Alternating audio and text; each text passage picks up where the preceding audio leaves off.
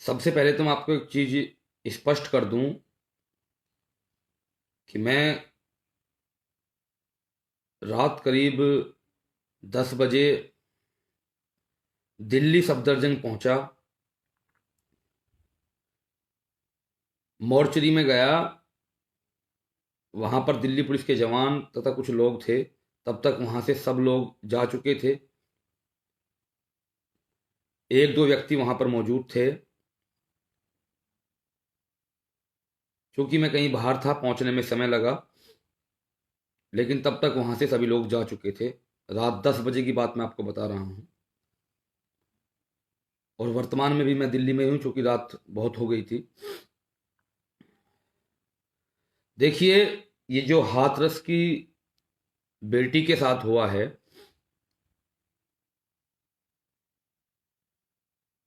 एक चीज बोलते हैं कि दर्द को वो महसूस कर सकता है जिसको स्वयं पीड़ा होती है। बाकी तो अंदाजे लगा सकते हैं।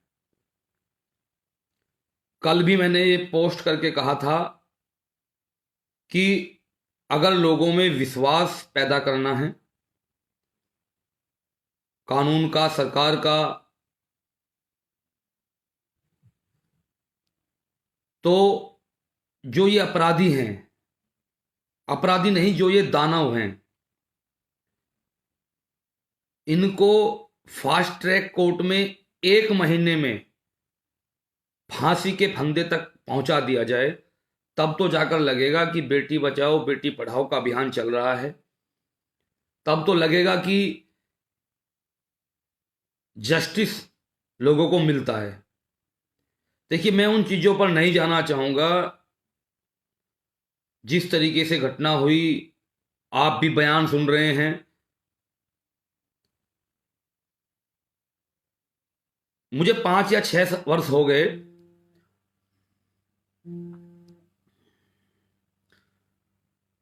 और मैं स्वयं को ये बोलता हूं, या आप सभी के अंदर जो मेरी पहचान ये है कि ये बंदा उपदेश राणा हिंदुओं के लिए काम करता है, हिंदुओं के लिए आवाज उठाता है। तो क्या वो बेटी हिंदू नहीं थी? क्या वो बेटी हिंदू नहीं थी?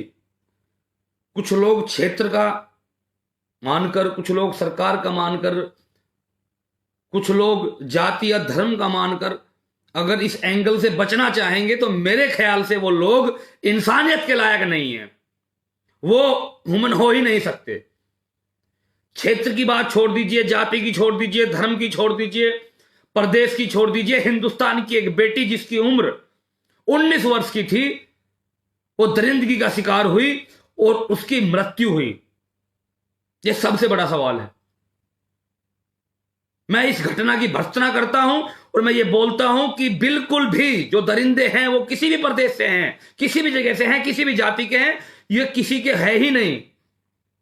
और जो रवैया, माफ कीजिए, जो रवैया उत्तर प्रदेश पुलिस के द्वारा अपनाया जा रहा है कई जगह, मैं योगी जी सीधे शब्दों में आपसे कहना चाहता हूं कि एक बहुत बड़ा कारण ये उत्तर प्रदेश पुलिस के कुछ अधिकारी और कुछ लोग होंगे आपकी सरकार को निष्काम, निष्फल साबित करने के लिए। जो अब जो बोल नहीं सकता, जो कह नहीं सकता, जो गूंगे हो जाते हैं, उनको इतिहास भी माफ नहीं करता है।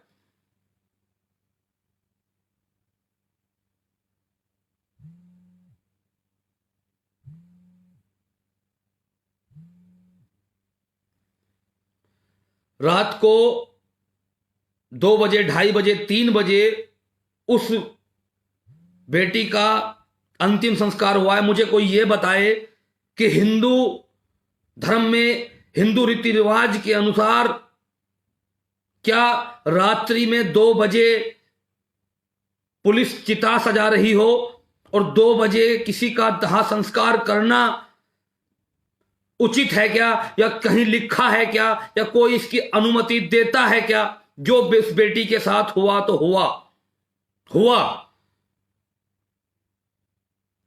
एम्स में भर्ती नहीं हुई, वो 13-14 दिन उसको हो गए। अब ये बातें आ रही हैं कि चलो मैं ये नहीं कह रहा उसके साथ दरिंदगी क्या और कितनी हुई थी, किस तरीके से हुई थी, पर एक बात बताइए, बात हो रही है जीभ की, बात हो रही है रीढ़ की हड्डी की। अरे वो तो रही नहीं, वो तो रही नहीं। चलो जीभ सही थी, रीढ़ की हड्डी सही थी, वो उसकी मौत कैसे हुई? उसकी मौत कैसे हुई? एक 19 वर्ष की बेटी की मौत कैसे हुई?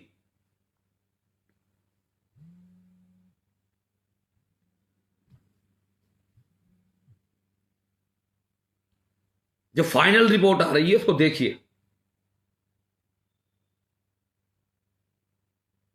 कितनी घटनाएं सोशल मीडिया पर चल रही है।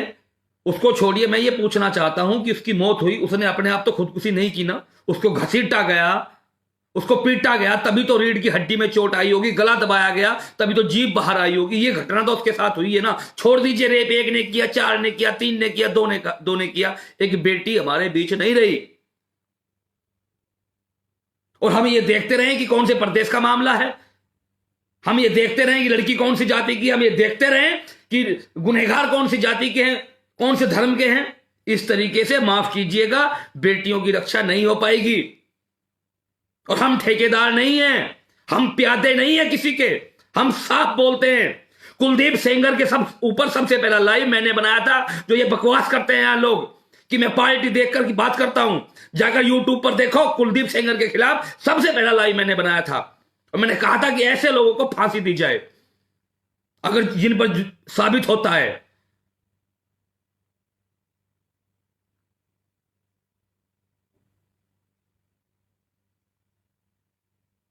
ये दमनकारी नीति अगर प्रदेश में चलती है, देश में चलती है, ये कहीं भी बिल्कुल सही नहीं है।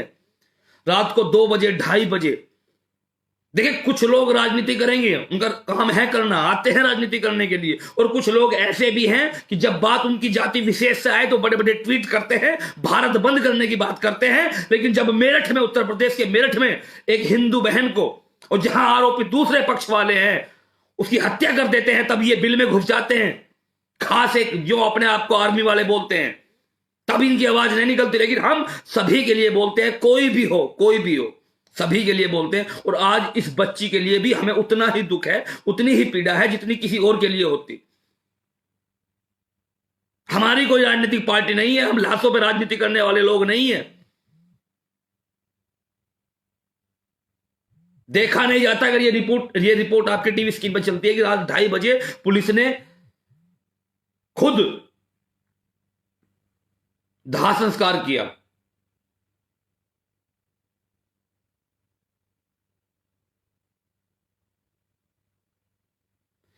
बस मेरा यही अनुरोध है कि आप सभी आवाज उठाइए, और जो ये गुनहगार हैं, एक भी नहीं बचना चाहिए, एक भी। फास्ट ट्रैक कोर्ट में मुकदमा दर्ज हो, और इनको सारी जगह से, चाहे हाई कोर्ट हो, सुप्रीम कोर्ट हो, सब जगह से फास्ट ट्रैक में इनको 1 महीने के अंदर फांसी पर लटकाया जाए। निर्भया की तरह 6, 7, 8 वर्ष ना लगे। कानून का मजाक ना बनाया जाए, रात को 2, 2, 3, 3 बजे सुनवाई ना हो बचाओ पक्ष की। जो एक्चुअल में गुनहगार हैं, जिन्होंने गुनाह किया है, कोई निर्दोष ना फंसे, और जो दोषी है वो बचे ना।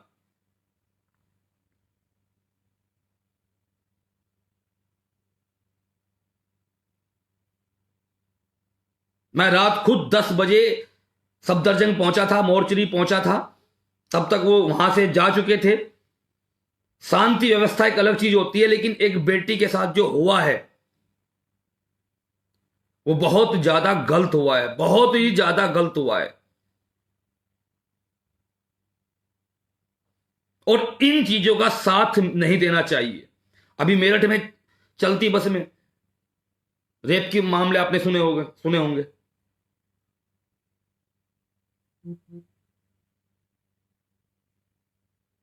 गलत को गलत बोलना सीखिए। और हमने तो सीखा हुआ है, हमने कभी भी इस तरीके से बात नहीं की कि कोई अच्छे कामों की हमेशा सराहना हुई है, लेकिन एक अगर बेटी की इस तरीके से पीड़ादायक मौत हो और उस पर राजनीति की जाए, चाहे कोई भी करे, तो वह उचित नहीं है। उसको न्याय मिलना चाहिए बेटी को।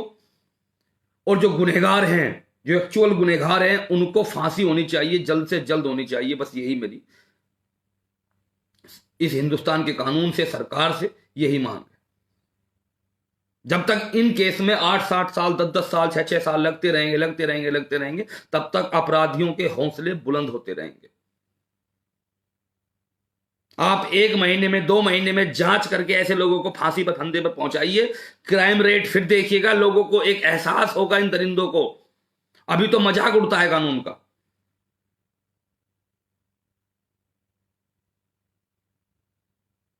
इनको हैंग कर दिया जाए जितना जल्दी, जो इसके पीछे गुनहगार हैं, जिन्होंने ये गुनाह किया है।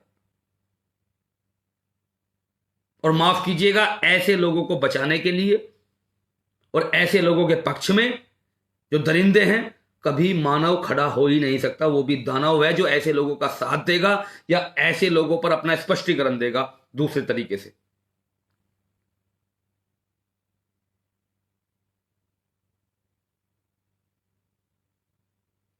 धन्यवाद सभी का।